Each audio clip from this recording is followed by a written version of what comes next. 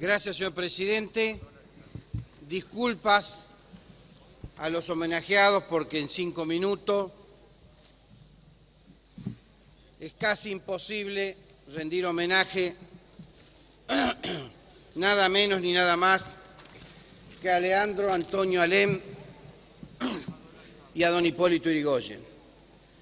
Frases sueltas, podemos decir, que definen la personalidad de dos de los grandes argentinos que construyeron, después del proceso de organización nacional, la conciencia de la patria en el proceso democrático. Voy a pedir silencio, ya que son 5 minutos, presidente, para poder al menos hacerlo en silencio, si le parece.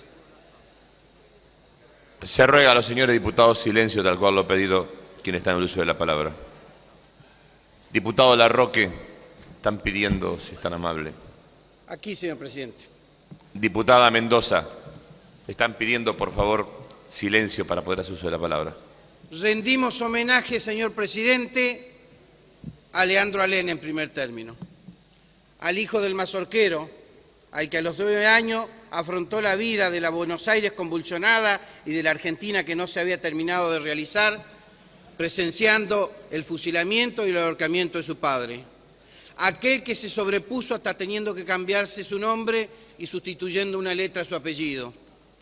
Aquel que se involucró en toda la vida nacional. Aquel que fue soldado en Cepeda, en Pavón. Aquel que fue soldado en la Guerra del Paraguay. El amigo de Aristóbulo del Valle, con quien imaginaron un proyecto económico y de desarrollo para la República Argentina. Aquel que en el Jardín Florido la juventud argentina, asqueada de la corrupción y del deterioro moral de la República frente a Juárez Celman, lo convocó siendo el hombre más prestigioso de Buenos Aires.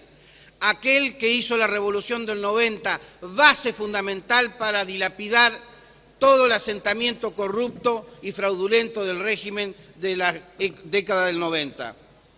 Perdón, para las precisiones, 1890. Aquel que tenía consignas e insignias claras, aquel que la consigna era patria o muerte, aquel que tenía una organización militar al servicio de que el pueblo pudiera definir su destino.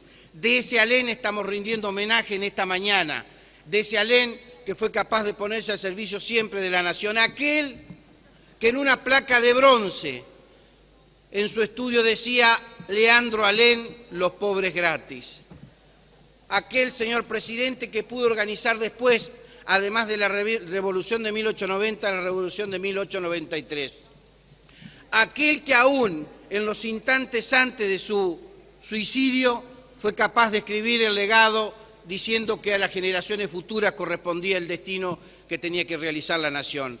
Aquel que fue capaz, para finalizar este homenaje casi brevísimo, señor presidente, de decir que en política no concebía la idea de que se hace lo que se puede.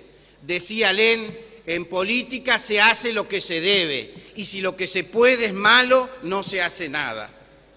Rendimos homenaje allí en ese 1 de julio de 1896 a Alem y el 3 de julio de 1933 a Hipólito Yrigoyen, sobrino de Leandro.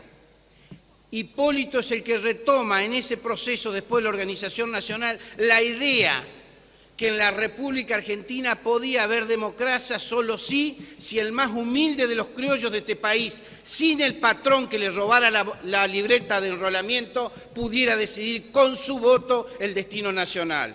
Rendimos homenaje a ese Yrigoyen que tuvo una visión estratégica en todos los ámbitos de la vida nacional. Al Yrigoyen que frente a la revolución universitaria dijo: transformemos los claustros docentes para que ingresen los hijos de los trabajadores a la universidad. Rendimos homenaje a Yrigoyen, aquel que fue capaz de hacer en 1895 el proceso revolucionario más ordenado, donde se levantaron 82 distritos en el mismo día y a la misma hora al servicio de esta causa que hice mención. Rendimos homenaje a Yrigoyen, que fundó la primera empresa estatal de Occidente de petróleo en el mundo. Aquel que fue capaz de interpretar la titánica tarea del radical general Mosconi. Rendimos homenaje a Yrigoyen, aquel que tuvo la visión en la crisis financiera de cerrar la caja de conversión para que la usura nacional e internacional no se apoderara de los salarios de los trabajadores. Rendimos homenaje al que tuvo una visión estratégica latinoamericanista cuando impulsó el ferrocarril a Inticuyo para darle una salida a los hermanos bolivianos.